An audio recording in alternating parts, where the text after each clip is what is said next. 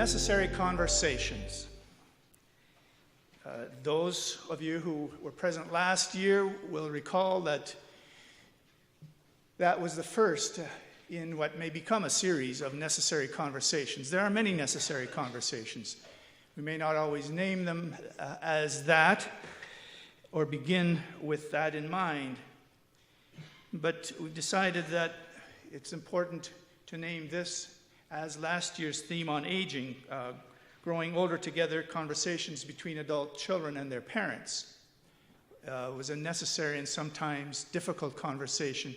Likewise, our theme this year, mental health and addictions, is a difficult and necessary conversation. According to the Center for Addictions and Mental Health, 1 in 5 Canadians experiences a mental health or addiction problem sometime in their life. Almost a third of Canadians who seek mental health care report that their needs are unmet by the services provided. And due to the stigma surrounding addictions and mental illness, many are unwilling or unable to share their challenge, their difficulties, and seek and find support and help. So how do we walk with those living with mental health and addiction challenges? How do we support families so they can understand what their family member is living with and through and support them? How can we support them in our congregations, the families and those living with these challenges, these difficulties, in ways that welcome them, support them, without enabling their behavior? We're gathered here today to think about those challenges, those realities, and how we might respond as pastors, chaplains, congregational leaders. We'll begin this morning by focusing on addictions. Brice Balmer, who is no stranger among us, and in the church he has ministered variously as pastor, as chaplain at the House of Friendship, and now as director of the Interfaith Social Assistance Reform Coalition, a multi-faith anti-poverty provincial organization. Brice also teaches at Waterloo Lutheran Seminary and has been an advocate for understanding, support, response to people in need, particularly those living in poverty and with addictions. Brice, we look forward to your presentation this morning. Thank you.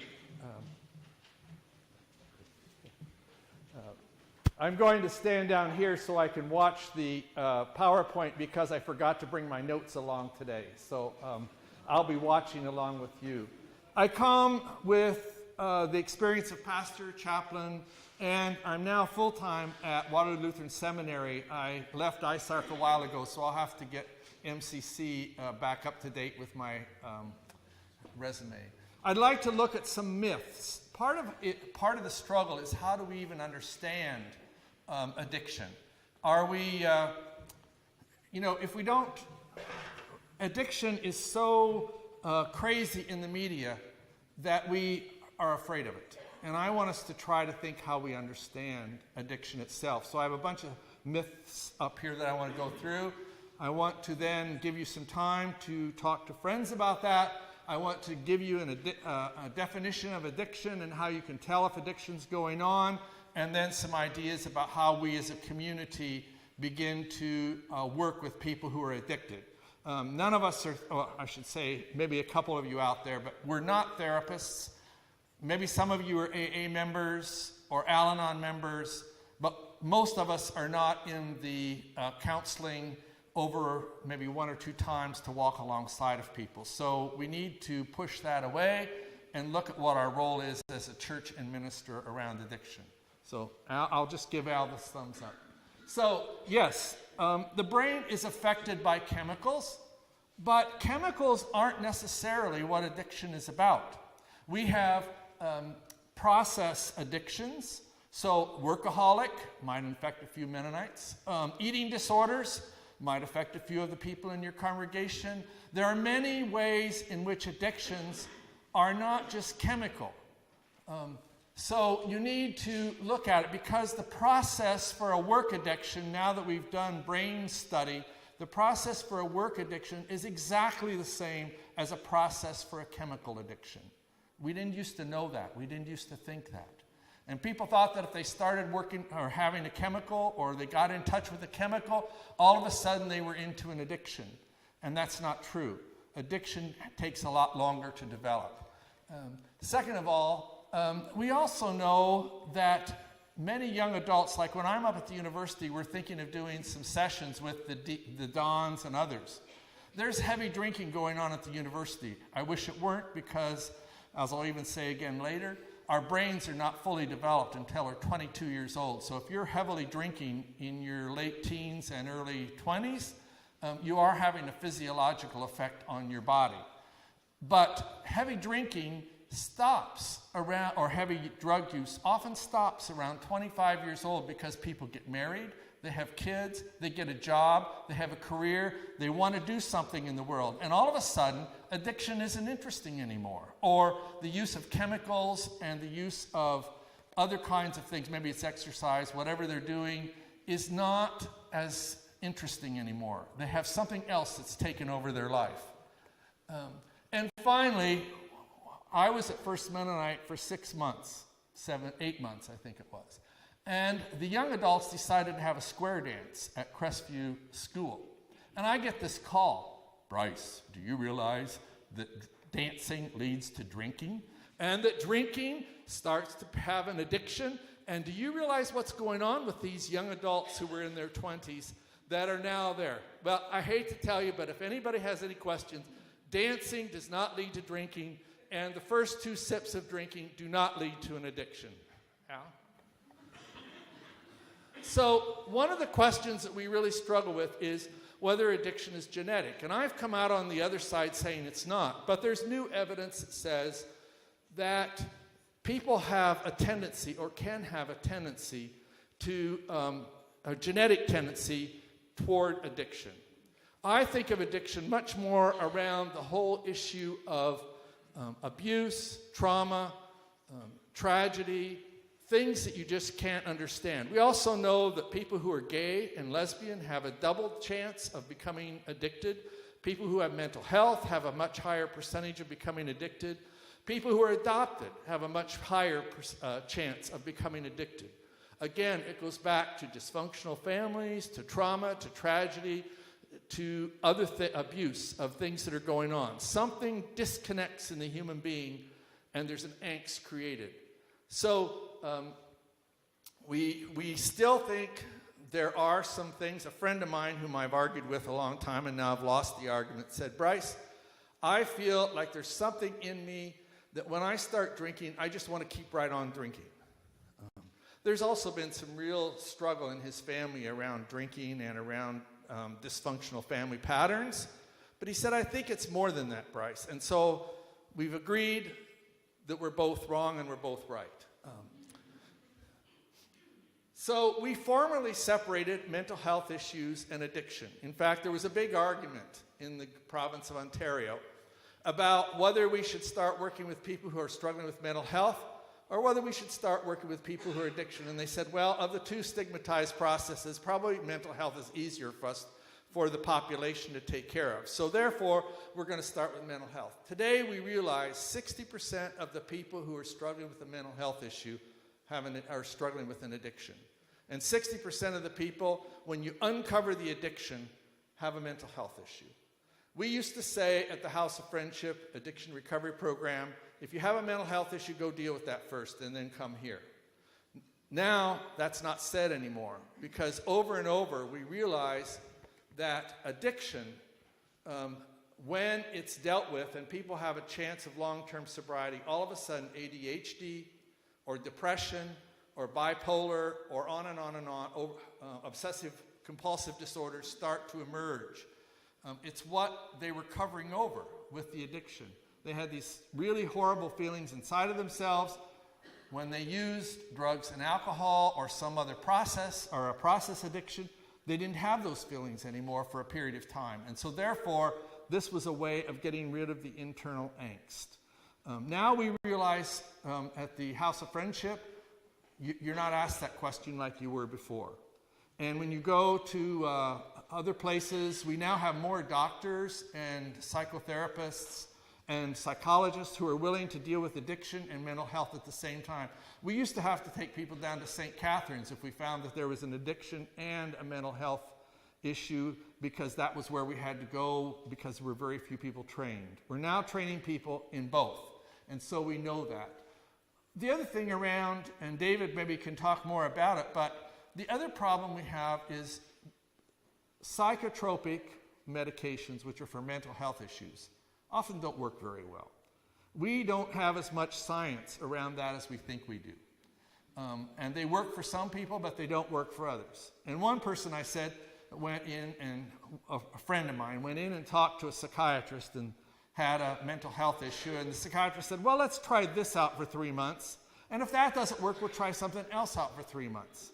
Well, what kind of angst is the person going through in the midst of trying out this for 3 months and that for 3 months and another thing for 3 months until they figure out something works? So we need to be very careful around this. Individuals will self-medicate. They will find a way to get rid of the angst, and that often ends up in addiction. So another point where we kind of get a little crazy is we think of people as people who are addicted. I tell my class, you never can use the word addict in my class, because a person is so much more than an addict.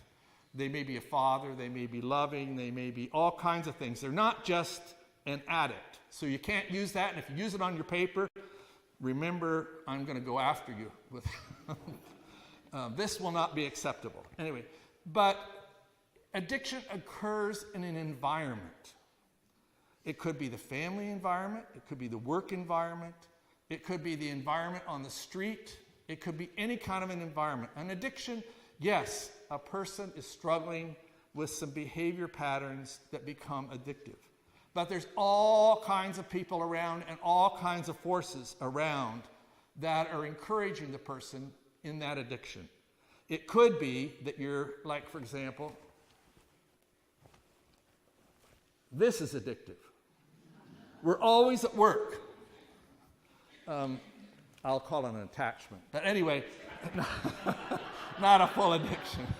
It's addiction. Wanda and I are going to have, is it addiction or attachment? I'll tell you that. Anyway, so we had men who were soldiers in Vietnam who were addicted to opium in Vietnam. They came home and they were no longer addicted. And people started to ask, what is going on? Why were they addicted over there and why not here? So one of the psychologists decided to do an experiment called Rat Park. If you take a rat, and you put it in a cage, very small cage, and you give it water and narcotics, it will go for the narcotics. Now the person said, what if you take the rat and you put it in a great big cage with other rats and with things to do like wheels and all kinds of stuff to do, etc., and you put water and you put an addictive substance. The rats didn't take the addictive substance, they only took the water. So what we're learning more and more is that addiction is about the environment that people live in. If the environment is oppressive, if the environment is not safe, if the environment stigmatizes, if the environment puts you down all the time, you're going to have, and if you feel isolated, one of the symptoms of addiction for me is isolation, extreme isolation. And therefore, what we know is if you don't have choice, or if you're really bottled up, you'll use the addiction, you won't use the water, just like the rat. But if you're in an open and you have a good community and you have all kinds of things going on, why do you need the addictive substance? So Some people do make decisions in isolation. They all of a sudden quit. They go, we call it cold turkey. I have some Turkish students, they said, Brice, cold turkey, what's cold turkey? No, they didn't. Anyway, they just quit on their own. I once did a session at one of our churches downtown, and this man walked in late. He had been ushering, and then he was the first one to raise his hand. I thought, oh my goodness, what's going to happen? Some of us who work in addiction, we're always ready for the comments that are negative, etc. And he said, I really want to thank our speaker. Oh, okay, this is interesting. He said, I've been in this church for 25 years. I came to this church, right as I was coming to this church, I quit drinking. This church has been very supportive. No one here knows I had a problem with addiction. They've been very supportive. This is the first time I've ever heard anybody in our church talk about what I encountered before I came to this church and what I had to work with. That's a really pretty damning, pretty damning for churches. Why aren't we talking about this? Because there are people in our midst who are struggling. And so why can't we? And maybe they struggled before they ever came. And now they're here and they want to be supported. Okay, go ahead. So we focus, as much as I say about the environment, we focus on the individual.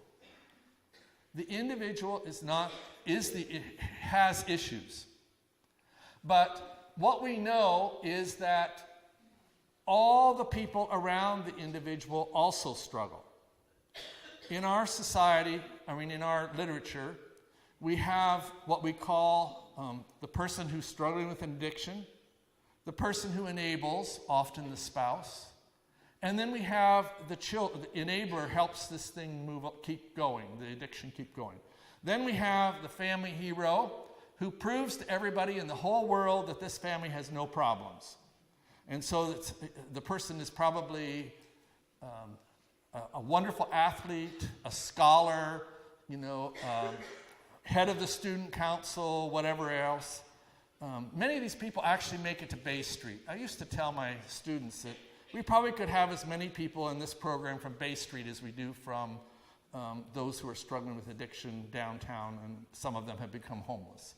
Then we also have the rebel or the radical who breaks out, and part of what the rebel and the radical is doing is he or she, usually he, doesn't want anybody to touch them, doesn't want anybody to get close to them, because when people get close to them, it's this dysfunctional family which traps you and makes it really difficult for you to live. So if I'm a radical and a rebel, I can go out and do what I need to do, and you're not going to get close to me. Another person in the family is often lost. It's a person who just disappears. And if they come for supper, and then they'll right away go back to their room. We had one person at the addiction recovery home one time. You didn't even know he was in the room. He used to go out, and his family didn't have enough to eat. And he would go to the neighbors, and they'd say, "Hey, would you like to have some food, Joe? Come and eat with us." He said, "No, I don't want to do that," because what he didn't say to them is, "My family doesn't have any food. Why should I have any food? I'm just going to..." And so he just kept disappearing. It was why, and then once we got him speaking, then he got really angry. But the same point, some people disappear. A lot of times it's women who just disappear, the girls in the family. And then there's the clown or the mascot. And sometimes people protect the mascot from knowing what's really going on in the family, although the mascot does. And other people they're clowns, and everything's a joke, and you just keep on joking around and having a good time in spite of all the troubles going on. And what we know is that these people don't necessarily like the roles that they play in a family, but they don't know how to get out of them. And so how is it that we help them get out of these roles? Because if we change the roles of the family members, the family has to change. And I'll talk a little bit more about that later on. But one of our, and I'll say it again then, one of our roles as churches is these are the signs that something's wrong in the family. If you see a lost child, if you see a rebel, if you see an overzealous person who has to be the hero all the time or something like that, or if you see a wife who feels like or a husband who feels trapped or doesn't talk or can't move around very, always has to know what the husband says. Those are signs that something is going on in the family, and maybe we ought to walk alongside that family a little more intensely. And what I said at the end there is with Al-Anon, these people can all benefit from Al-Anon. Al-Anon is a group of people who have a family member or a close friend who's really addicted to alcohol or drugs or whatever, and this is a way of supporting each other so you know you're not enabling. Okay. So our society is addicted. In case you hadn't watched, it's not just BlackBerry. Our government makes lots of money from gambling, from alcohol, and from tobacco. My friend says that the biggest drug dealer in town is the LCBO. And if you were in another town, it could be the gambling establishment that's right there. The wonderful thing about the gambling establishment is that 5% of all the gambling revenues have to go in to help people who are struggling with gambling and their families. So if any of you have a gambling addiction, I can get you a counselor on Monday. If you have an alcohol or drug addiction or an eating disorder or something else, maybe a month or so, or 2, or whatever it is. So I'm hoping that as we do this marijuana question, that we begin to say, if we're going to sell marijuana, X percentage of it has to go for helping people in recovery, in prevention, in other kinds of things, so people get services as quickly as possible.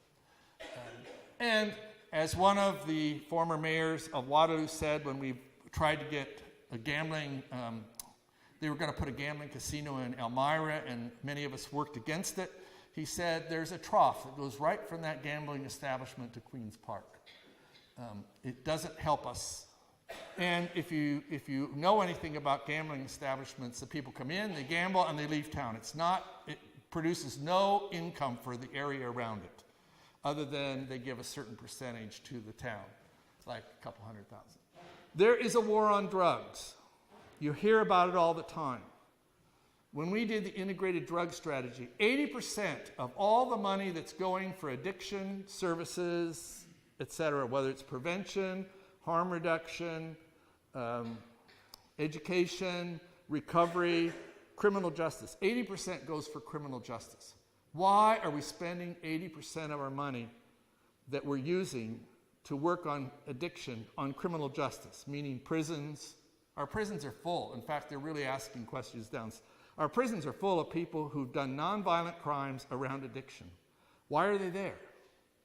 What's going on that we don't give more money to the way to cure people or to prevent people or to help people recover?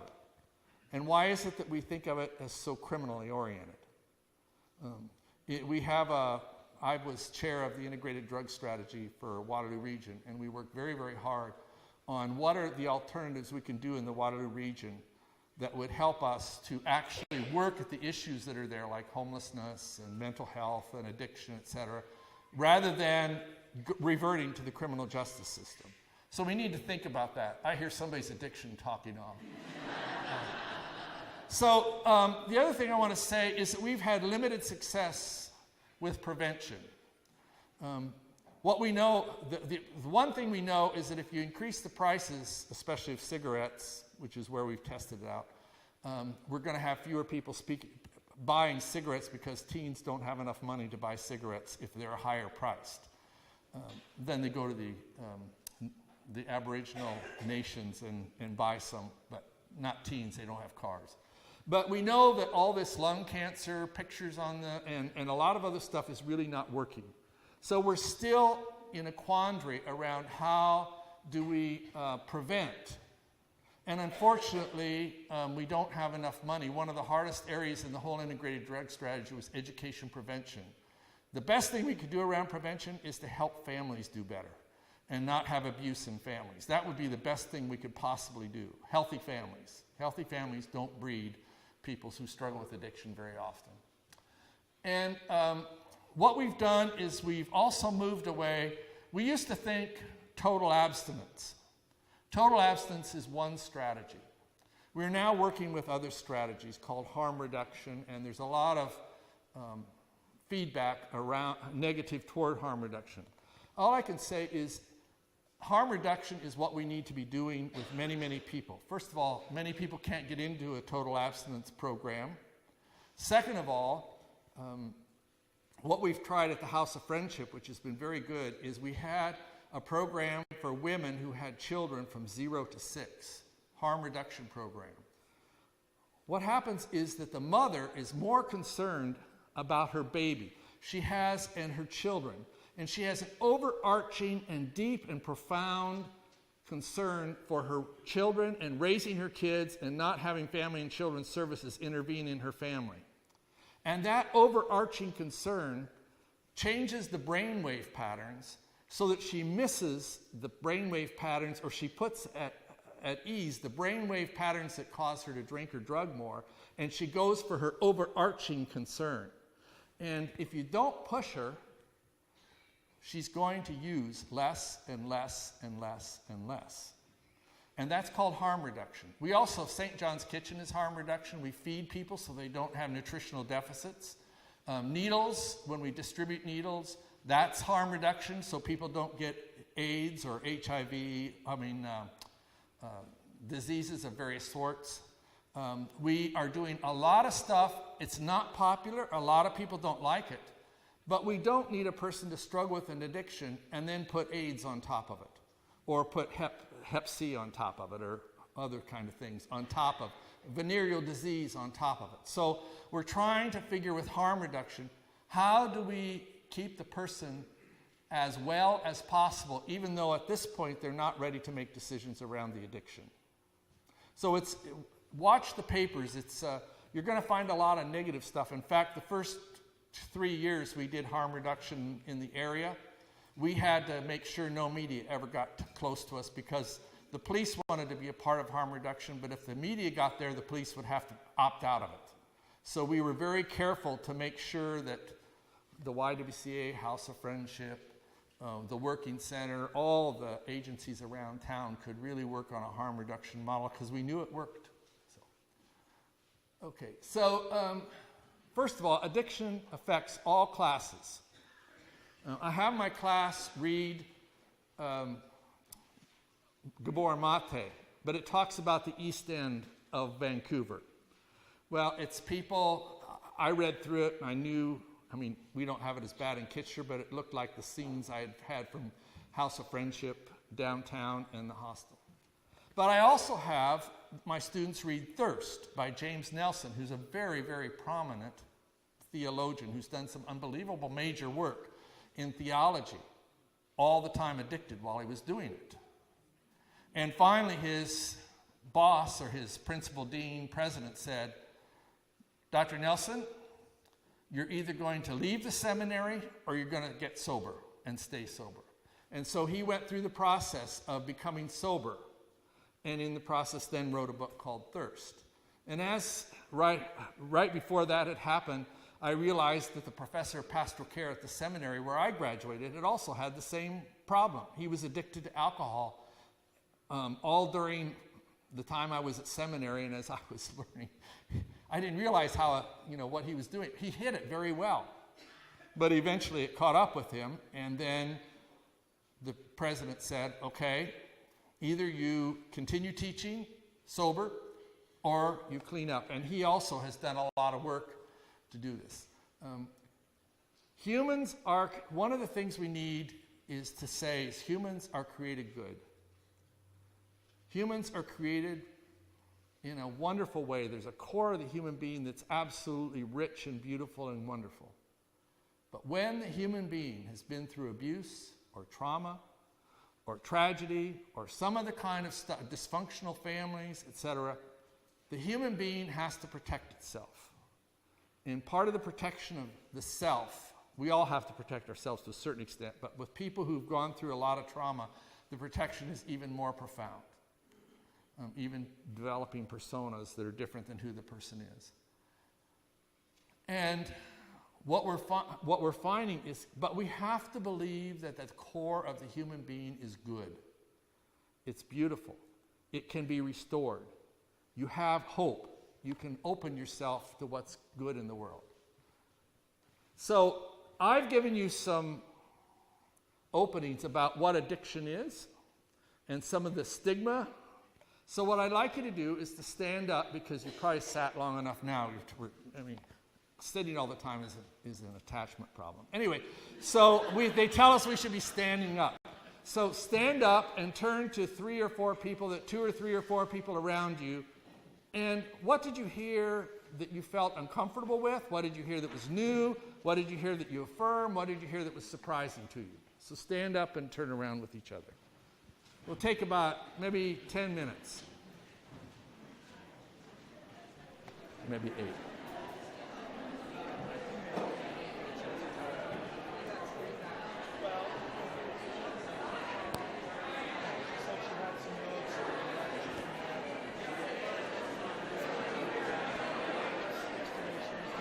The question is, why am I talking about them or someone else? I'm not talking about them or someone else.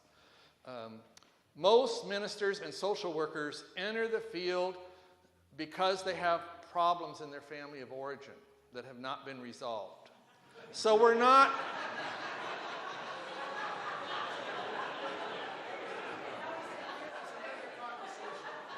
I'm not sure y'all want to get into that. But people who help other people are often people who need help. And one of the requirements that's coming in the new College of Psychotherapy is, have you been to see a psychotherapist yourself? It's sort of like a massage therapist that's never had a massage. Well, some of us maybe should have some counseling about some of the issues that rub us wrong. I know for me, there were a lot of issues that I had to face in myself when I went to 174 and started working with men who are addicted to alcohol and drugs. And then others when I went and worked with women who are addicted to alcohol and drugs. It's, we all have a little bit of dysfunction. And some of us have a lot more than others. So this is not, it's on a continuum. And I want to say this whole thing is on a continuum. And I think one of the things around that you all know from just what's in the paper all the time is how many people we have who've crossed boundaries, who are either ministers or social workers or other kind of people, especially if those people aren't supervised. One of the things we need to, like for example, where I am with psychotherapy, everybody has to be supervised. You have to report to somebody else and talk about the issues you're dealing in counseling. That's one of the reasons why ministers should never do more than 2 or 3 sessions at most with somebody who is struggling with critical mental health issues. Or you should be finding, as churches, you should be finding who is supervising your minister, who is supervising your lay leaders, your deacons, your elders, and where are they going and what are they encountering, and what's going on in those conversations, and is there something more going on in those conversations than what the person who's dealing with them knows. So anyway, thank you, Linda. Go ahead. Well, I think you sort of addressed my thought as well. We were talking about the roles like clown and hero in a dysfunctional family, and my question was, to what extent we're all dysfunctional. Most of our families are dysfunctional to a greater or lesser extent. Yeah, I don't want to, let me say 2 things. Wanda and I were talking. I also want to say that when there is a problem that rises in the family, it doesn't mean that that family is ultra dysfunctional. I've had more than one instance where there was something going on in a family and the counselor, psychotherapist, whatever it was, automatically assumed that the issue was in the family. People can get traumatized outside the family. People can get abused outside the family. People can have issues that are just a part of their lives. I talked about adoption. I talked about homosexuality. I talked about fetal alcohol effect, not the fetal alcohol syndrome. That would even be more profound. Things that happen, and the family tries to deal with it in the best way that they can. One of the other issues is sometimes families have a person in the family who really needs more care than the other people in the family do. And that presents a problem too. How do parents take care of one child that needs more care than others. So there are all kinds of things that happen in families, and we need to normalize as much of that as possible and support the parents and the children to handle those issues. We can help people. We can be a community, and that community will help. But in AA, we say blaming never helps. Everybody should take responsibility for what they're responsible for. So like Harold and Anna Ruth Balmer were not the best parents in the world. They were darn good. I've thanked them over and over again for nurturing me very well, because I saw people who weren't nurtured. Brice and Karen Balmer weren't the best parents in the world. We had issues we had to deal with. And sometimes the church helps, sometimes other places help. But where can the church be a safe place where we can start to talk about these issues so that we as parents, or we as grandparents, or we as children, whatever we are, can begin to find out how we might make things different than what they are and make things safer and better and healthier, because that's what we're about. And that's the real role of the church anyway. How can we make things safe, healthy, nurturing, and make sure people are not stigmatized and pushed away? Okay, go ahead. One more. Mike? Do you in your circles talk about vicarious trauma? Oh, yes. Vicarious trauma was asked. Vicarious trauma is where I experience something based on what my clients or residents, or however you want, talk about. Yes, that's partly why you need supervision. This room seems primed for that. Yes, when there's, like, for example, well, I just remember one of the things that traumatized a lot of ministers was the hayride incident. Do you remember the hayride incident many years ago? That was a horrible experience. And the ministers who were involved in that really had to band together to figure out who does what. And there weren't good answers, because who works with the guy who was the offender? And who works with the families of the victims? And who works with the victims? And how do you handle all that? And so I think all of us are sitting ducks for vicarious trauma, especially if the incident connects with something else that happened to us in our lives, which was difficult. And then it becomes even more of a problem. But we need to... Can we talk about it? Do we as ministers have to be Superman or something? We're not. At least I'm not. Now maybe the other ministers in this room are Superman, Superwoman, but I haven't seen any yet. And I've had a lot of you as interns, so I know. Anyway. One more question? It's a part of... Okay, let's move on. So let me just say, there were three of us. I decided I wanted to find out what not using anything was about, or what addiction to alcohol was about. So I decided that during the Lent, I would go off coffee. And two of my ministerial friends, who will not be named, also went off of coffee. Well, I was at 6 cups of coffee, and they were at 12 and 15 cups of coffee. Okay. They had headaches. They slowed down. All kinds of things started to happen. We all made it through Lent. We all were glad for Easter. Anyway, but it was a very interesting experience to then. I also talked with one of the guys at the addiction recovery home. I said, "Do you want to join me? I'm going to go off coffee again this year." It was a year later. He said, "Okay, I want to do that." And then I talked to him next. He says, "Brice, I can't do that." I said, "Well, that's all right. You don't have to do it." "Well, what was the problem?" He says, "I drink 36 cups of coffee a day." Okay. Anyway, so I want to have a continuum. First of all, many of us do good things, very good things that are a part of our spirituality, part of our physical health, part of our family enrichment, part of other things we do. And in Catholic circles, they would call it habitus. Like, you do things to enrich and nurture yourself. I go to the Y 4 or 5 times a week. I need to do it to beat arthritis, but I also need to do it, and I've been doing it for years, and I know that if I don't do that habit, I'm not alert and alive like I should be. So we all have habitus at the one end of the spectrum or continuum. As you move down, we have things that are normal that we just do, and then we start to have things that are attachments. Now, attachment is not an addiction. I am deeply and profoundly attached to coffee. I love coffee. I have probably 3 cups of coffee a day. But when I go to Egypt and Iran, where all they have is instant Nescafe, I can give up coffee in a dime. I don't like Nescafe and I don't like instant coffee. so I'm out of there. And I'll drink tea or something like that, so I'm attached. I'm not addicted to coffee. I don't have to have my coffee. And we're attached to many things. A lot of people say, well, I'm addicted to what it does. But they're not addicted.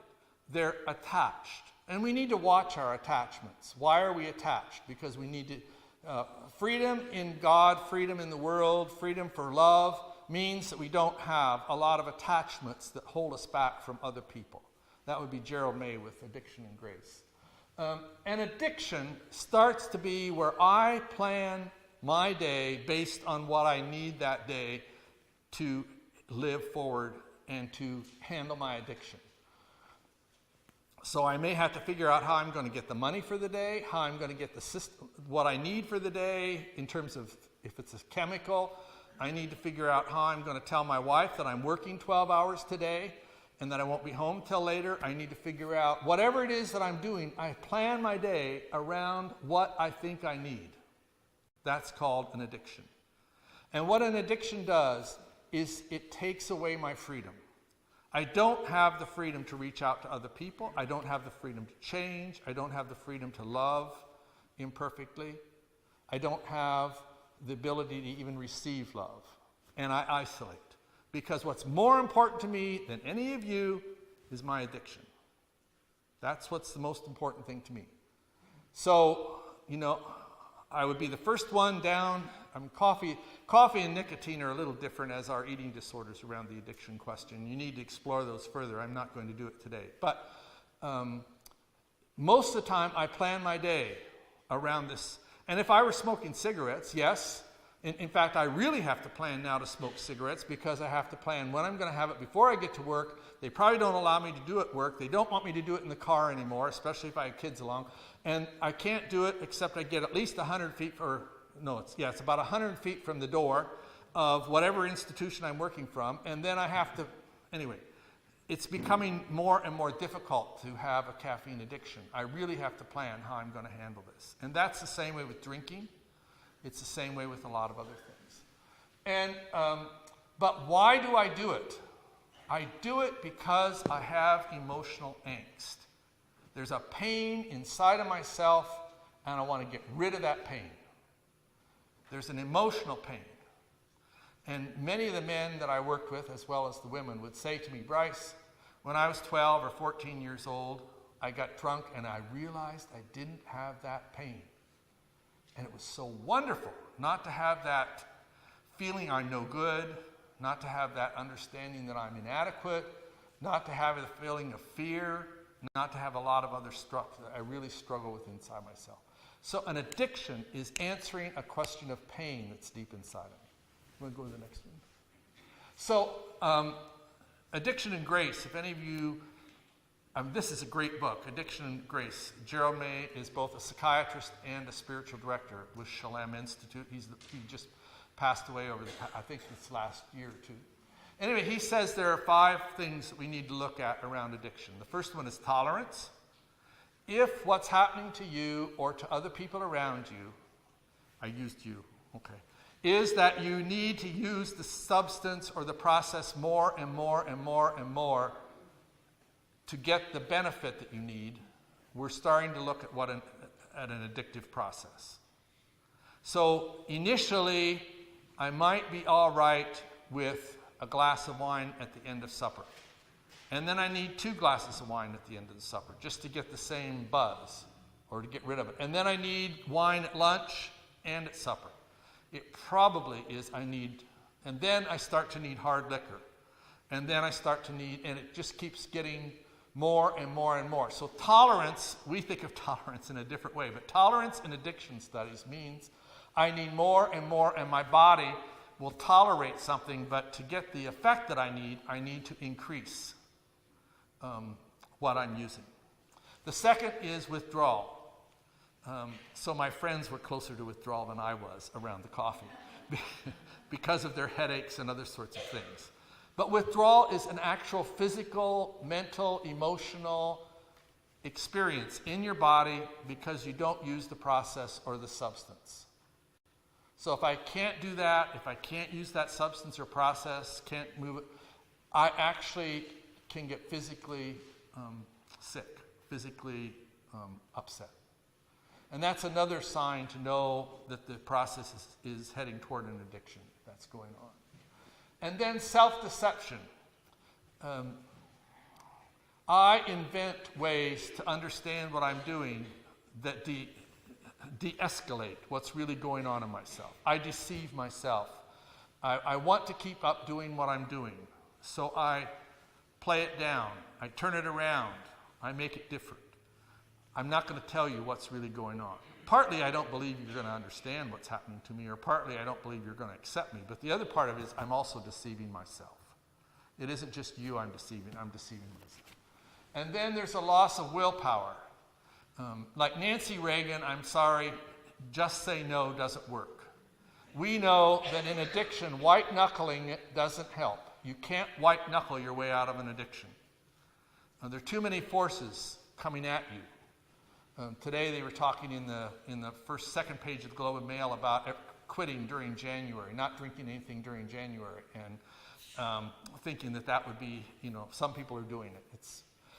But if you're attached, you can quit during January. If you're addicted, you're not going to quit during January. You can't white knuckle here, and it's really hard because we in society, or in North American society, believe if you just put your mind to it, you can do it. And the answer with addiction is no, you can't. You've got to do it with other people. You've got to have friends. You've got to have an AA group, which works for some people, not all. You've got to have a counselor. You've got to have your friends or your family that comes alongside. In fact, one of the hard parts for people in treatment is they get sober, they change their lives, they start to do things differently, they go back to their family, and everybody wants them to be like they were before. And so therefore, the family is contributing to their relapse. Families, like one family I know had a father who would drink at all the major celebrations, like Thanksgiving and Easter and Christmas, and the father died and the older brother started drinking. So the family had somebody there who got drunk during a family occasion. Then everything was all right. You know what I mean?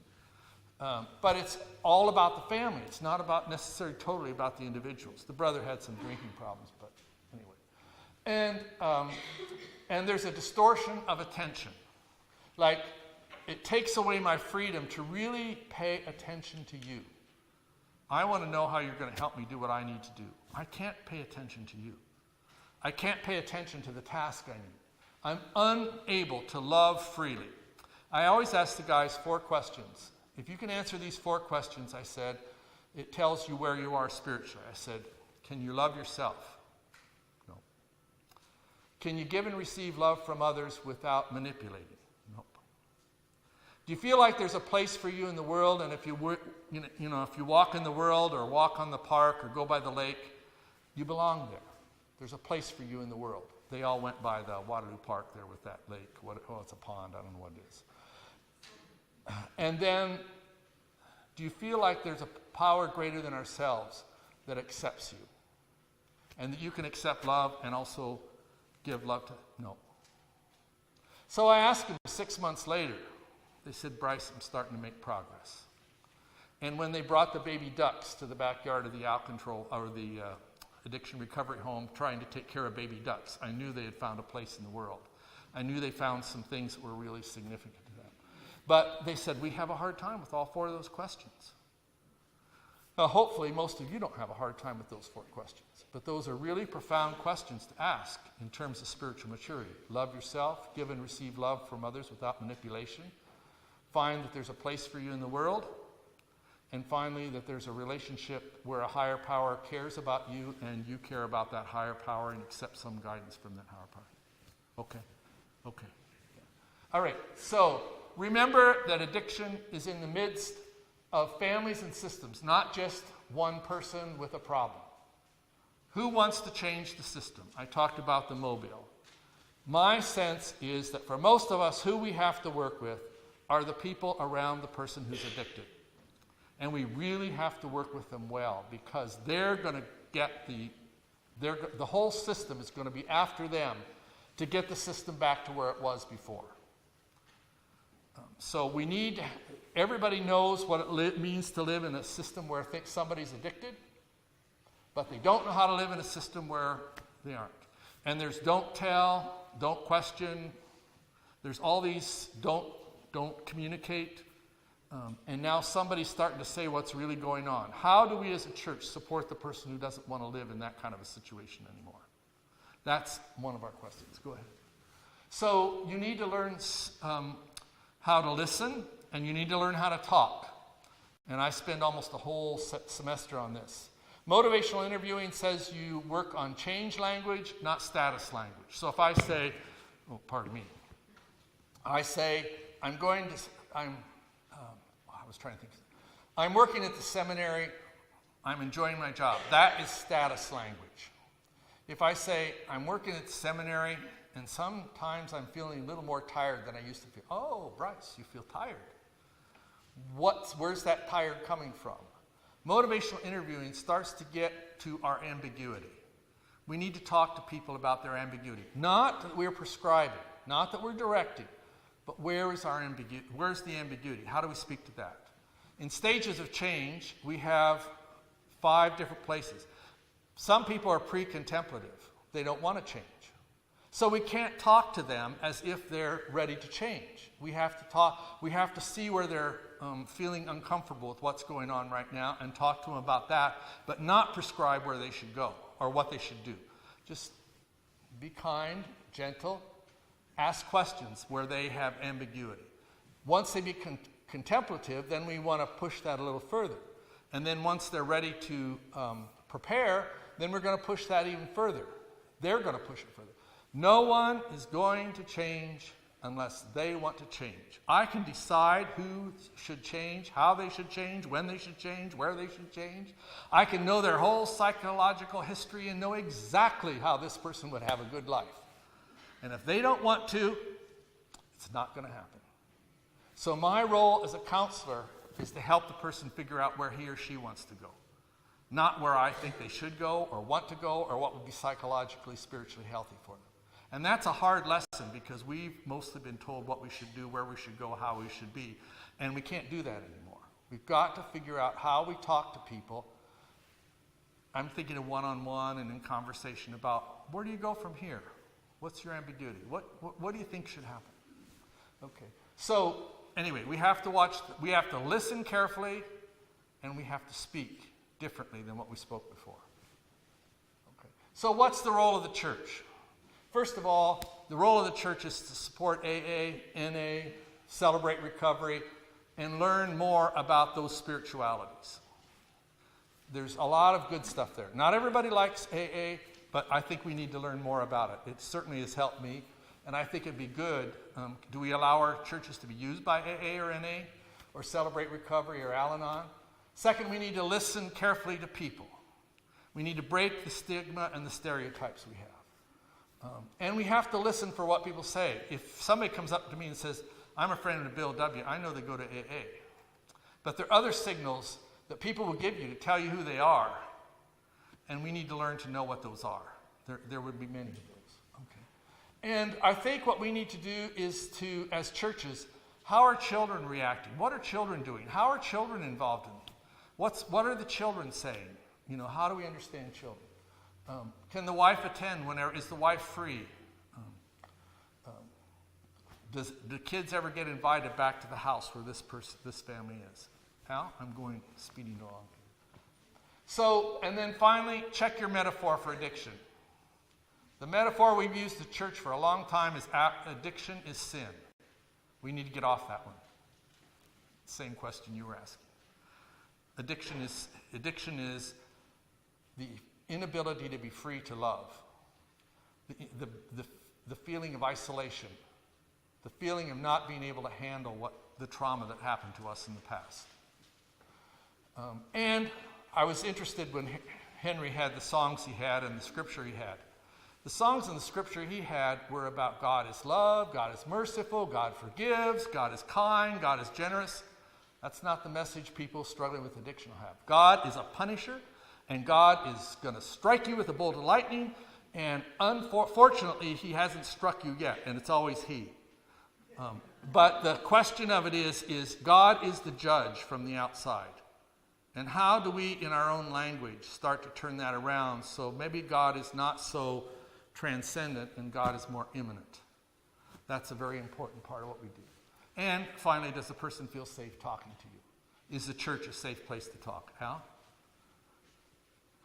The other thing that I spend a lot of time on is understanding forgiveness. And if you use the scriptures that Henry used, forgiveness is all over the place. But we automatically say, well, forgive the person. Not realizing that when you forgive the person without compensation or the person feeling guilty about what they did or feeling like they need to change their actions, when we tell people to forgive somebody, we may be asking them to go and be victimized one more time. So how do we work at forgiveness that isn't just that doesn't lead to re-victimizing? We need to work on this a long time. So, okay, go ahead. And we can. So the church's role is to walk with the family, to help them feel safe, all of the people, the person who's struggling with addiction, all the rest of the people. Realize that ministers and elders and deacons do not have the ability to deal with the complexity of some of this. We need people to help us. Listen to the stories of family members. The stories are very hard to listen to. So prepare yourself. And use this as a learning experience. Go ahead. So I have two quick stories. When I was working at the addiction recovery home, I found out too many parents had been a problem for the people I was who were addicted. So I stopped using mother and father language in any prayer that I composed. The chairman of the church council said, "Brice, you're not using father anymore. I had a good father. Why aren't you using father?" I said, "I work at the addiction recovery home. I will never use father in a prayer again. I will never use mother in a prayer again because I had equal experiences with mother." But then two women came up to me and said, "Brice, we feel safe when you pray." You can decide what you want to do. Okay, so then I had a funeral when I was at First Mennonite. And the family came up to me and they said, "Brice, there are going to be a lot of people who are sponsored by this man when he was in AA. He has a lot of people who think the world of him in AA." I said, "Okay. And Brice, we don't want any of the relatives out in Wellesley to know what happened to him." So how does one do a funeral service where the people who've been sponsored feel good and the people in Wellesley don't know what happened? It's an interesting question. I was glad they talked to me about it. Okay, and finally, because I think there's one more in there. Oh, I had the Serenity Prayer. If any of you, I thought I put the Serenity Prayer on, it didn't go on. Okay, the Serenity Prayer is what I'd like to end with. The Serenity Prayer is, "Lord, help me to do what I should do. Let me leave undone those things that I cannot or should not do. And let me have the wisdom to know the difference." It's a prayer we should all pray all the time. What should I do? What can I leave undone? And how, by the grace of God, do I know the difference? Thank you.